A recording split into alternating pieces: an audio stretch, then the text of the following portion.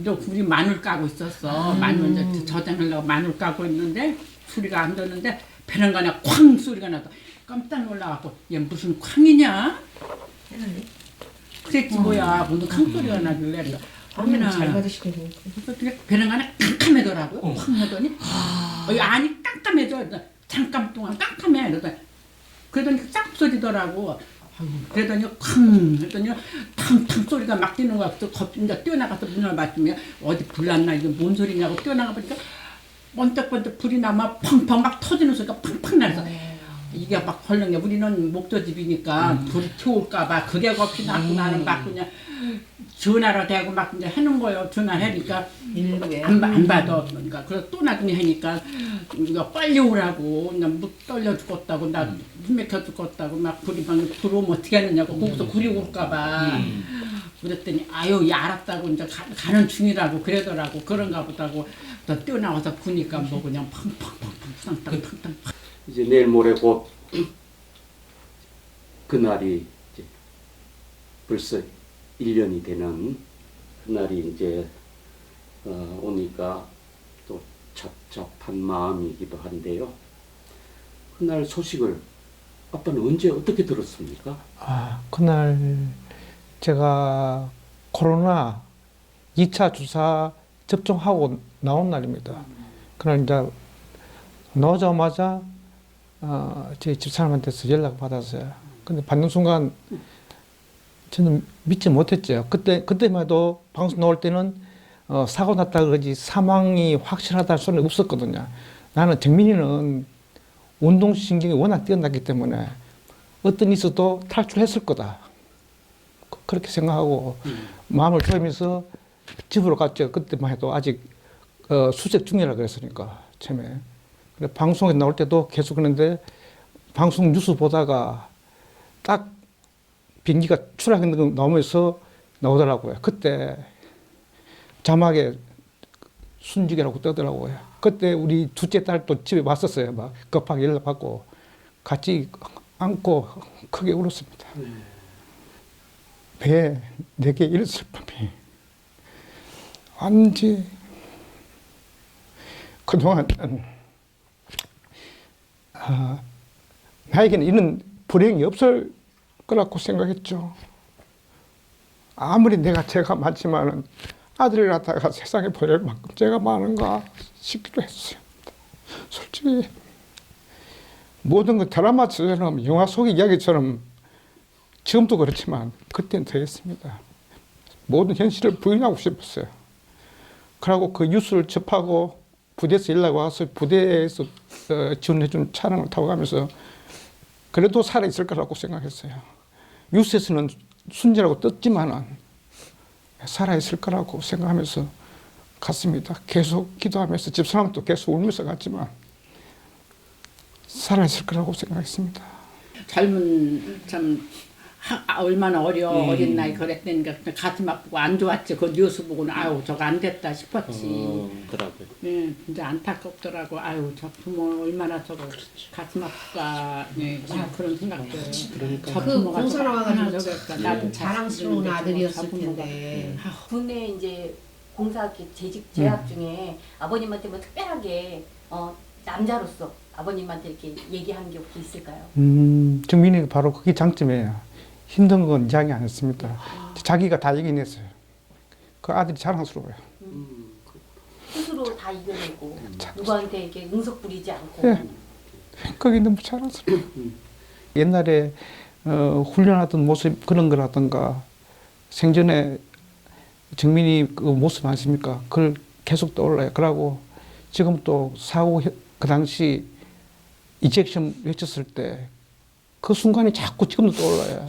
예, 떠올라가지고 정민이가 그때 결정했을 그 순간 왜 떠오르는지 지금은 모르지. 아침만 뜨면은 눈만 떼면은 그게 자꾸 떠올라서 계속 정민이한테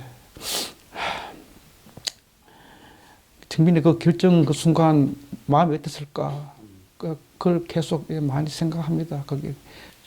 근데 또 한쪽엔 어떤 사람은 또 이게 뭐 안 열려갖고서는 탈출을 못했댄다 하고 그런 말도 또 들리더라고. 탈출을 하려고 했는데 저기가 안 열려가지고서는 탈출을 못했댄다. 그러니까 기종이 오래됐더라도 전투기는 조종사들이 탈출할 수 있는 거는 최신의 그거 준비를 해놓는데요. 그렇기 때문에 얼마든지 자기가 이젝션을 외쳤을 때 10초 안에 탈출을 할 수 있었어요. 있었는데 이제 이런 상황을 보고 밑에 받치. 자기가 늘 다니던 길이니까 내가 이대로 탈출하면 이게 떨어지면은 이 마을이 여기 쑥대밭이 오는 되겠구나라는 거지. 이제 생각을 하니까 깊은 한숨과 모내 속에서 그래서 그냥 결심을 했구나. 네. 예. 저희들이 알고 있기는 공군들은 훈련할 때 모든 100가지 수천 가지 그 악한 상황을 다 몸소 네. 체득한 상황이거든요. 근데 그 순간에도 자기 다 판단을 갖다 해가지고 그걸 끝까지 참 그 결정했다는 그 우리 아들 그 정민을 생각하면은 자랑스럽지만은 부모 입장에서는 너무나 슬퍼요. 그렇게 엄마 아빠를 두고 자기를 희생한 아들이 때로는 원망스럽기도 하셨을 것 같아요. 어떠셨어요? 근데 저는 아들한테 원망은 지금도 안 합니다. 자랑스러워요. 그리고 아들은 분명히 그 순간에 그렇게 했을 겁니다. 얼마 전에 축구에서 뭐 꺾이지 않는 마음 가는데 정민이는 그런 애였습니다. 걔는 항상 옳았어요. 그렇기 때문에 부모가 어릴 때부터 클 때 제가 부모로서 느끼거든요. 그래서 내가 자랄 때부터 우리 아들은 좀 부모 입장에서 야, 나는 부족하지만은 우리 아들은 크게 될 거다라는 그런 것 때문에 자랑을 안 했어요. 항상 가면 뭐 쉬쉬하고 있었는데 정민이가 그 순간 그 결단은 정민이가 그건 어릴 때부터 마음이라든가 그것도 있었지만은 이 부분에 대해서는 또 정민이가 그 수원 근무할 때 저한테 한 이야기가 있습니다. 남자들 이야기거든요. 이게 뭐냐면은 자기는 F5 그거 몰면은 부모 입장에서는 좀 안 좋았어요. 아무래도 최신제 타고 하면 부모 좋은데 노후 기준. 자기도 그걸 택해서 했어요. 정민이가. 정민이는 깍깍했지만은 남한테 어찌되고 자랑하는 걸 싫어했어요. 네. 그러면 본인이 F5를 선택을 하겠다는 조종사를 선택을 하겠다는 거를 아버님께는 미리 그때 규종 선택 후에 이야기했어요. 예. 근데 어머니 그때는 모르시고 저도 알았는데 예, 정민이가 엄마 노후 기종이라도 엄마 그냥 저기 자가용보다 더 안전해요 하면서 저를 안심을 시켰어요. 그런데 애들 아빠한테 뭐 어떤 얘기를 했는지 저도 오늘 이제 듣고 싶어요. 무슨 얘기를 했는지. 근데 이제 수원서 근무하면서 F 기종은 이제 공군에서 이제 운용하는 이유가 노후 기종이지만은 기동력은 빨라요. 최고거든요. 그 때문에 그 기종이 수도권하고 전방 쪽에 있거든요. 우리는 어차피 이제 주로 북한을 상대로 많이 경계하지 않습니까? 근데 지금 최신의 비행기 전투기 있지만은 비상시에 출동하는 시간이 늘어요. 그래 아까 말대로 전투기는 10초 1분 사이에 거리가 상당하거든요. 적군이 왔을 때는 벌써 우리 수도권 좀 와 있겠지. 우리는 워낙 지형적으로 특이하니까 뜨자마자 북한에서 뜨자마자 수도권에 와 있겠죠.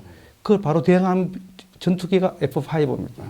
노후 기종이면 기동이 신고 왔다 하면 바로 출동하는 기동력이 이륙하는 시간이 굉장히 짧은 게 F5 장점으로 한다 하더라고요. 나는 목숨을 각오하고 항상 건발 각오되어 있다. 그 소리 했다고 하고 난 뒤에 나중에 또 가족들한테 엄마한테 엄마 내가 엄마한테 좀 섭섭하게 하더라도 좀 거하게 생각하라고 내 대신 여행도 있고 그러니까 있으니까 아들이 좀 섭섭하게 해도 이해하라 하는 그 소리를 내가 간접적으로 들었거든요.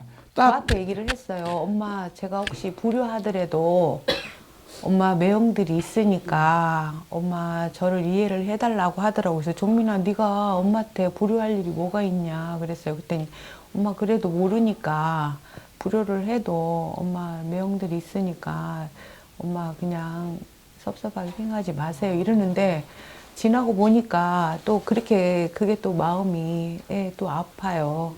그래서 그 말을 듣고 보니 지금 사고를 혹시나 예견이라도 한 듯이 지금 생각하면 더 마음. 그러니까 정민이가 그거 하면서 아무래도 거기 최전방에서 근무하니까 이제 우리 수도권 방해하는 초계기거든요.